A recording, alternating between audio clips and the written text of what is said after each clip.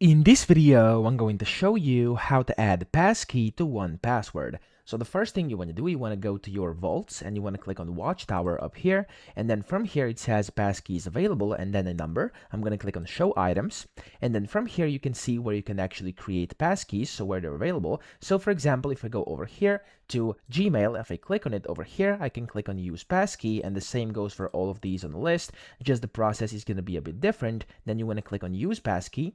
It's going to take you to this website here where you can basically read all about it, and it's going to say where to set up. You can just click on over here on this link and you'll be able to set up a passkey and create it for that specific service. So if I go back over here, for example, if I go inside GitHub, I can do a use passkey, and it's again going to show me where to set up. I can just go over here and create passkeys inside my settings and stuff like that. So of course it's going to be a bit different depending on whichever service or whatever login you're using, but it's going to be pretty straightforward. Just click on use passkey and then you can create it on that link for that specific website. So that's how to do it. I hope this video helped you out. If it did, please subscribe to the channel and help me out as well.